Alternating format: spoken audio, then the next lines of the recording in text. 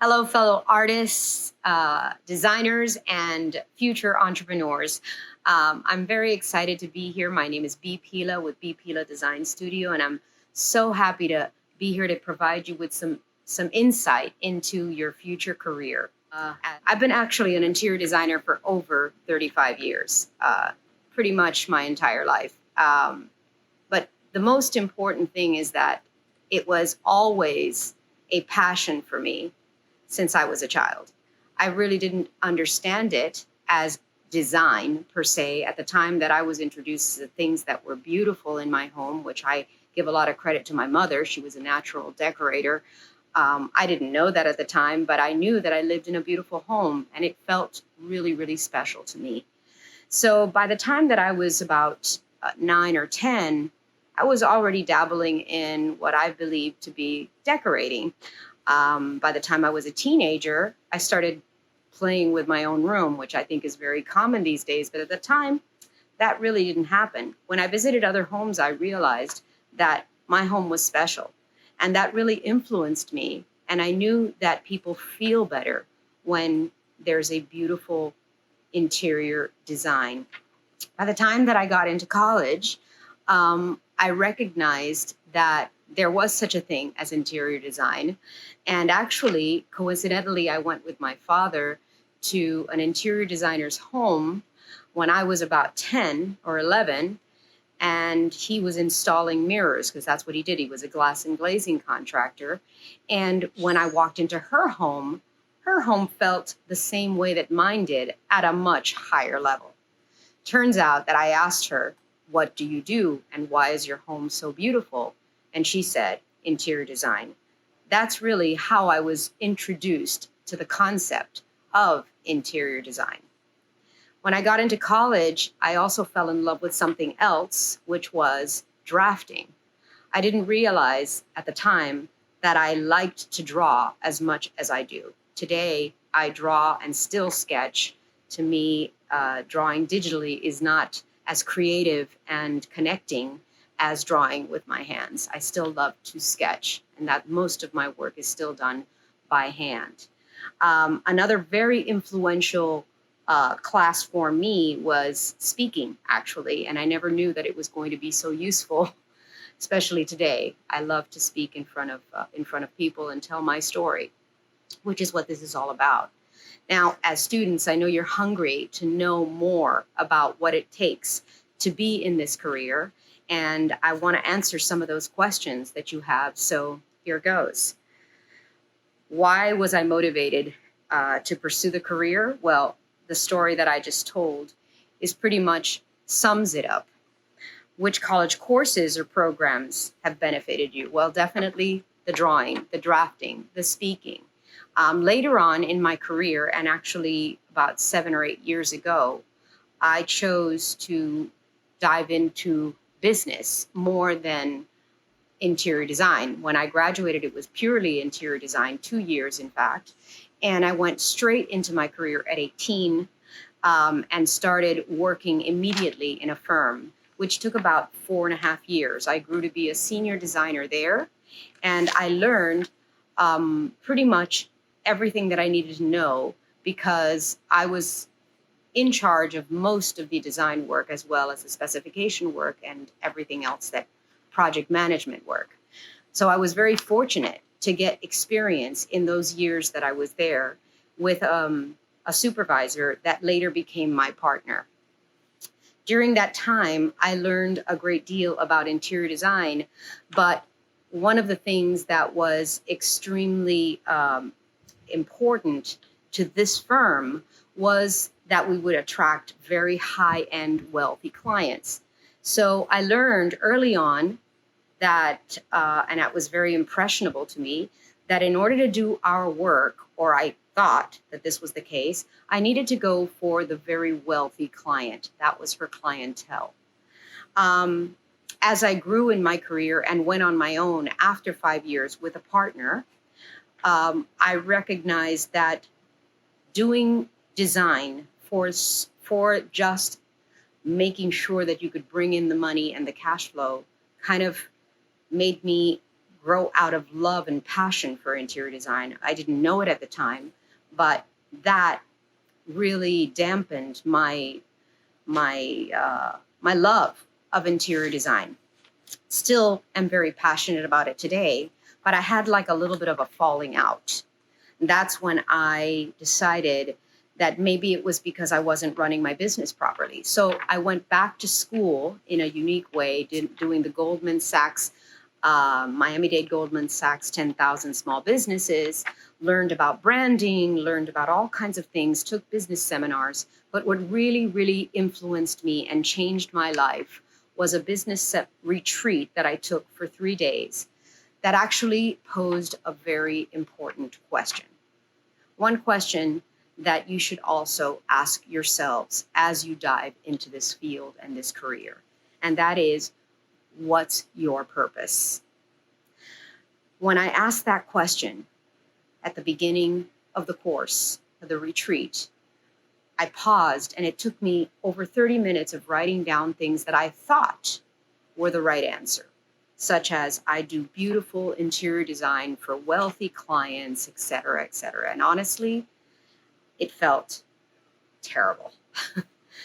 So it wasn't until I answered that question more deeply and more soulfully with the answer, I create sacred spaces so that people can live inspired lives, that I felt that passion rise up in me again. And that led, after 3 days, to create an outline for what became my book, Sacred Spaces for Inspired Living, a guide to design enlightenment. After the retreat and having that incredible discovery, I was already many years into my career. I had already been 5 years with the firm, 10 years with the partner, and then another approximately, maybe 5 to 7 years in my own entrepreneurship by myself without a partner. So it was pretty eye-opening that something had happened along the way. I had lost that initial passion and spark of just purely creating and transforming people's lives and believing that design had that power through beauty, through art, through composition to influence us in such a positive way from the inside out. And then I was on a mission. I was literally on a mission, not just to write all these ideas down, a process to do this for yourselves. And that's what the book is about. It's a 7-step process towards what I call design enlightenment. That really foundationally is you have to create everything from your interior in order to create interiors. Because what was happening is that, and this is still happening today, that a lot of people are influenced as from an exterior source. They start from style, they start from something out there, instead of diving deeply into themselves in order to create that type of sensation, that feeling of, oh my God, this is who I am and this is where I want to live. So that mission continued for me, and one of my commitments was to talk to students like you, to make sure that you learned the design enlightenment concepts and process so that when you create interior design, you don't have that egotistical personality influence and say, this is the style that I want to create for you, whether you like it or not. Because at the end of the day, the only thing that makes us feel fulfilled is starting from what we love, not what the designer is creating. So these days, as an interior designer, I make sure that this process of diving into your interior, which are the first 3 steps of design enlightenment, are an absolute in the creation process. I tell my clients, it's about how you feel. It's not about style. It's about your lifestyle. And believe it or not, that has really transformed everything about what I do. Not just how I do it, but my brand, everything, all of the referral business, that's extremely important. I mean, if you bond with your clients for deeply and create for them, believe me, they will refer you later which 99% of my work comes through referral. These days, I've done clients' work and their children's work. So it's been almost like a legacy that's continued on for me. Okay. I really don't go out and find work. Work actually finds me, or should I say, I attract the right kind of work. Now, that's not always been the case. There were many years in which I was under this conception, not being authentically in myself, which is a very natural, simple way of practicing interior design. I've never been about my ego or what I am about. In fact, when I was asked the question, what's your style? It would drive me crazy. In fact, I don't believe in that. It's not about my style, it's about your lifestyle. And I would answer it in that way. If you look at my portfolio, it is full of all types of style, everything from extremely modern to extremely traditional, and everything in between. And that's perfectly fine. Now, one of the things that I learned along the way in this process for myself and getting back to myself, and knowing that what I was here to do is to serve others through the beauty of interior design, is that when something doesn't feel right to you, even a client, they'll come to interview you, but really you have to interview them as well. Because if they are not in resonance with you, that can be disastrous. And it took me a long time to, as an entrepreneur, especially because being on your own, learning that cash flow is king, you have a tendency to bring on the work, even if it's not something that makes you feel good. And design should be a creative joyride. It shouldn't be something that you go through just because you need to bring in the money. On the contrary, in fact, that's like a super buzzkill. You want to be able to come from your heart and create, and it's a collaboration really with your clients. And being an entrepreneur, for me, has taught me all of these things. Now, you may choose to go and work for a firm. And in fact, I highly recommend that you work for someone else first, because believe me, when you get out of school, you think you know a lot, but you know a very, very little amount of the real life of interior design. Okay, so some of the questions that you guys have asked are, how do you build your resume? Well, I've explained that pretty much my resume has always been at word of mouth, although you do want to have a foundational experience resume, really. So working for a firm, like I was saying, is extremely important, because you'll have an opportunity to learn and grow and in the real world versus the time frame. Because if you're working on a project, it's actually much, much faster than it is in school. So you have to learn how to speed things up, make decisions quickly, because at the end of the day, you've only charged a certain amount of money, and the firm will know that they've only charged a certain amount of money to do what they need to do, unless they're working on an hourly basis. But at some point, that is going to become a budget, a number in which there is a time frame related to that. So this is the part that having students and interns come to my office is often so challenging, because they're used to working on a project an entire semester. We're used to working on a project in a much faster pace. And this is a reality. So I recommend that you dive deeply into reality as quickly as you can, even simultaneously if you can, while you're going through school, because the quicker you get that experience under your belt, the faster you're going to be in your field doing what you love. So this is a very important part. So how do you deal with uncertainty and self-doubt? I think we all go through periods of self-doubt. I think that I've been very fortunate. I'm very intuitive with my work. Because of my philosophy of trying to understand the client very deeply and asking a lot of questions, I don't suffer from a lot of self-doubt, because I intuitively know what's right for them. And I'm able to do it from a place of non-ego. What do I mean by that? I do it not because it's right for me. I do it because it's right for them. And somehow that really resonates with the client. And they get it. And when I create a foundation of feeling for them, such as I ask them, what are the underlying feeling words that you want to create from? How do you want your home to feel? And if the word is comfortable or relaxed, I make sure that we bring that up when we're making selections. And I remind them that this is what they wanted. And then that doubt goes away because all of a sudden it is in keeping and in authenticity with them and with you.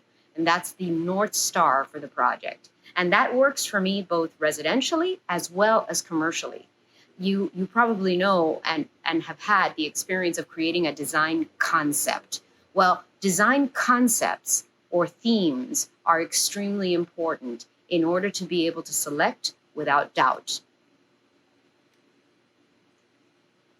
How do you deal, if you work a day job, how do you balance that with your art?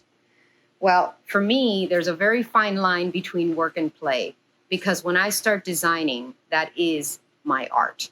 That makes me feel like so fulfilled that time just escapes me.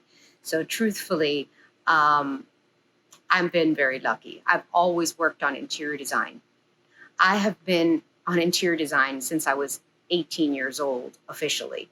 And I forgot to say that actually those first 5 years that I worked in the firm allowed me to get experience and be able to pass my NCIDQ exam on the first shot because I was actually in the field working every day. So I was able to get that out of the way right away. How do you balance your professional, artistic, and personal life? Well, I've been an entrepreneur almost my whole life. So, like I said, I was only 5 years with a firm, and the rest of it, I've been completely on my own. One with a partner for 10 years, and then after that, completely on my own. So you can imagine that there is really very little downtime for me. And like I said, my work and my play are blended together. But luckily, I have a very understanding family because my husband is an architect and a builder. So all we talk about in our lives is design, construction, project management, all of that together. So luckily, he understands me. But it has been very difficult to balance being a mother and having time for family while everything is going on. And yes, if I had to do it over again, knowing what I know today, I probably would have slowed things down and taken pauses. But I'm a natural overachiever and very determined and driven. And basically, that's kind of what led my life. So one of the recommendations that I do make is that you find work-life balance through wellness. That's something that I learned later in life because I wasn't able to do that when I first had children and I was a young mother. Really, there was no downtime, although I have to say, ballet and dance has been a big part of my life, my entire life. But I today I meditate daily, I exercise daily, I eat well, I keep a wellness practice for myself because I find that it makes me a better designer and it makes me a better person and better capable to, have the patience to ask the right questions, listen to my intuition, which I think is extremely important in design. And that is imperative. And I wouldn't be able to do it if I didn't have that balance, that wellness. This is a good one. I like this question. What kind of financial foundation did you need to enter your field? This is one of the most fantastic things about being a designer is that honestly, I started with almost nothing. Pretty much my first project got me rolling. And I've heard and read this story about a lot of other interior designers. If you are able to start with one project and dive in and be fearless, because you're going to be afraid, you're going to be worried, and you can get that first project going with someone that believes in you even if you're young, even if you don't have a lot of experience, you get your feet wet and you can hit the ground running with one project, really. But I have to say that you, you can't just feel that you know it all. I mean, I remember specifically one client. We, when I was with my partner, with one client, we made a mistake because we're dealing with expensive things, and the bed wouldn't fit in the room. And it was a custom made bed. And we were so afraid that we walked away from the job. Would I do that today? Never. We didn't even know how to deal with it financially. So being an entrepreneur, there are moments when, yes, a failure can be expensive. But if you deal with it with honesty, and you speak with the client in integrity, you can move on from it and learn from it. How did I choose the city I live in? I actually was born here. I'm one of the few natives. So really being a Miamian has been the only place that although I've worked in other places around the world, I have to say I've done a lot of work in the Caribbean. I've done work, upstate. I've done work all over. I can tell you, now I'm doing a project in Costa Rica for the Marriott. I can tell you that Miami has always been my home, and it's actually a really great place to do interior design work in, because there is a lot of diversity. Miami is a very, very, very hot spot in the United States. So I've been very blessed. How do you set professional boundaries and avoid overcommitting? One of the things that is interesting about interior design is that it's very difficult to predict how long a project is going to take. And sometimes this has to deal with overcommitting. You don't really know. You may take on a project and something may happen and it stops. And you were counting on that project. So even though I told you that you can start your interior design career with just one project yourself, you could also not have any work in the drop of a hat. So it is very challenging to figure out how much work you can handle without going crazy. And I can tell you that to this day, I still have a hard time predicting how a year is going to go, how many projects I need. But by this stage, I've learned to trust in myself, trust in my abilities, trust in my staff, and trust that everything is going to be fine somehow. There's been times when I have had, lapses in time, in cash flow out of my control, and things happen, but somehow you make it through.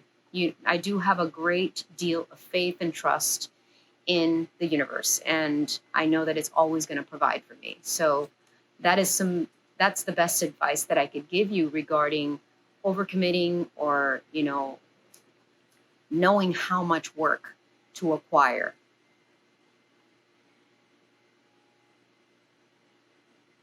I think that's it. I think that's it.